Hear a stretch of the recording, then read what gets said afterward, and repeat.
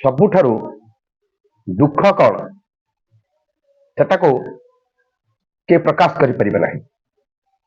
ଦୁଃଖ ବିଭିନ୍ନ ପ୍ରକାରର ଦୁଃଖ ଆମ ଜୀବନରେ ଆମ ଜୀବନ କାଳ ଭିତରେ ଆସେ, କିନ୍ତୁ ସବୁଠାରୁ ବଡ଼ ଦୁଃଖ କଣ ସେ ସମ୍ପର୍କରେ ଆଜି ମୋର ପ୍ରିୟ ଦର୍ଶକ ମାନଙ୍କୁ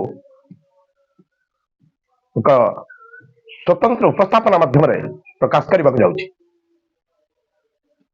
ଆପଣମାନେ ଜାଣିଥିବେ, ଯେ ପର୍ଯ୍ୟନ୍ତ ଆମର ଦେହ ସୁସ୍ଥ ଅଛି, ଆମେ ଚାଲି ବୁଲି ପାରୁଛନ୍ତି, ଏ ଦୁନିଆକୁ ଦେଖି ପାରୁଛନ୍ତି, ହସ ଖୁସିରେ ଜୀବନ ଯାପନ କରିପାରୁଛନ୍ତି, ସେ ପର୍ଯ୍ୟନ୍ତ ଆମେ ଖୁସିରେ ଅଛନ୍ତି। ଆମେ ଜାଣିଛନ୍ତି ଅଧିକ ଆଶା କଲେ ଦୁଃଖର କାରଣ। ମୁଁ ସେ ବିଷୟରେ କହିବାକୁ ଚାହୁଁନି।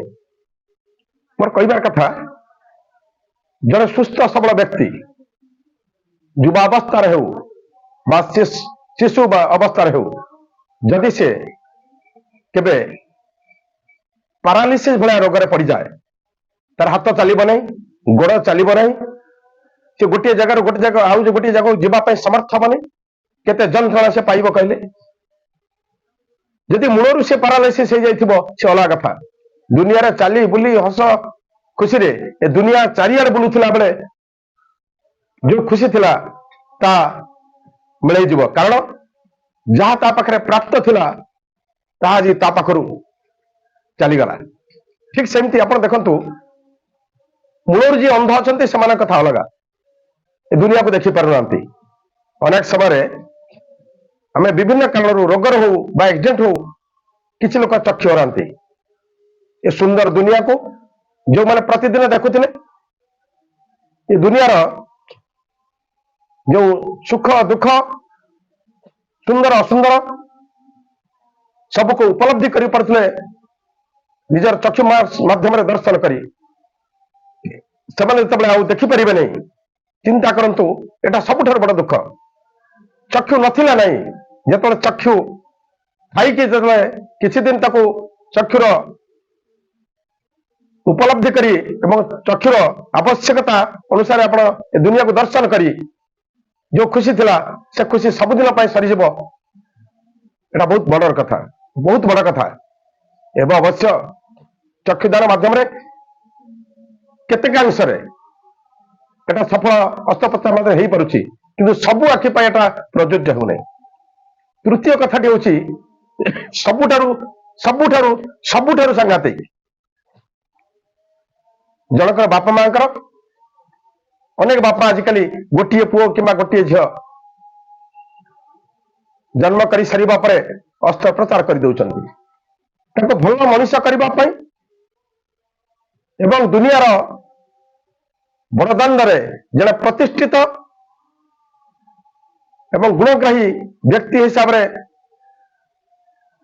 ପ୍ରତିଷ୍ଠିତ କରିବା ପାଇଁ ସେମାନେ ଚେଷ୍ଟିତ ହେଉଛନ୍ତି।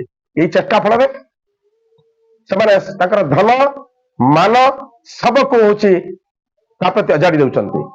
ବେଳେ ବେଳେ ଏମିତି ହେଉଛି, ବିଭିନ୍ନ ଦୁରାରୋଗ୍ୟ ବ୍ୟାଧିରେ ହଉ କିମ୍ବା କୌଣସି ଆକ୍ସିଡେଣ୍ଟ ହଉ, ଯଦି ସେଇ ତାଙ୍କର ନୟନର ପିତୁଳା ପୁଅ ହେଉ ବା ଝିଅ ହେଉ ମୃତ୍ୟୁ ମୁଖରେ ପଡେ, ଚିନ୍ତା କରନ୍ତୁ କେତେ ଦୁଃଖ ହୋଇଥିବ। ପିତାମାତା ମାନେ ସେଇ ସମୟରେ କେତେ ଆତପ ସନ୍ତାପରେ ସନ୍ତାପିତ ନ ହେଇଥିବେ, କେତେ ମାତ୍ରାରେ ସେମାନେ ନିଜ ଜୀବନକୁ ଧିକ୍କାର କରୁନଥିବେ, ଜୀବନରେ କିଛି ନାହିଁ ବୋଲି ସେମାନେ ଉପଲବ୍ଧି କରୁଥିବେ। କାରଣ ଯାହାର ପୁଅ ଝିଅ ନାହିଁ ସେ ଅଲଗା କଥା, ପାଇସାରିବା ପରେ ପୁଅଟିଏ ହୋଇସାରିବା ପରେ ତାକୁ ମଣିଷ କରିବା ପାଇଁ ଯୋଉ ଧନ ଏବଂ ମନ ତା ପ୍ରତି ଅଜାଡ଼ି ଦେଇଥିଲେ, ସେ କଥା ଯେତେବେଳେ ସରିଯିବ କେତେ ଦୁଃଖରେ କାଳାତିପାତ କରିବେ। ଆଖିରୁ ଅବାରିତ ଅଶ୍ରୁଧାର ଗଡ଼ି ଚାଲିବ ସିନା, ସେଇ ଦିନ ଠାରୁ ମୃତ୍ୟୁ ପର୍ଯ୍ୟନ୍ତ ସେମାନେ ସେ ଦୁଃଖକୁ କେବେ ହେଲେ ଭୁଲି ପାରିବେ ନାହିଁ। ଏ ହେଉଛି ସବୁଠାରୁ ବଡ଼ କଷ୍ଟ। ନଥିବ ନାହିଁ ତା ଦୁଃଖ ନୁହେଁ, କିନ୍ତୁ ଥିବା ଲୋକର ଯଦି ତା ସବୁ କିଛି ଚାଲିଯାଏ ତାହେଲେ କେଡ଼େ ଦୁଃଖ, ସେ କଥା ଆପଣ ସମସ୍ତେ ବୁଝିପାରୁଥିବେ। ତେଣୁ ସେଥିପାଇଁ ପାଇସାରିବା ପରେ ତାକୁ ଯଦି ସମ୍ପୂର୍ଣ୍ଣ ରୂପେ ହରାଇ ଦେଇଥିବା ଲୋକଟା ସବୁଠାରୁ ଦୁନିଆର ବଡ଼ ଦୁଃଖୀ। ଯାହାର ନାହିଁ ନାହିଁ, ଯାହାର ଅଛି ଯଦି ଚାଲିଗଲା, ତାହେଲେ ଏଇଟା ହଉଛି ବଡ ଦୁଃଖ।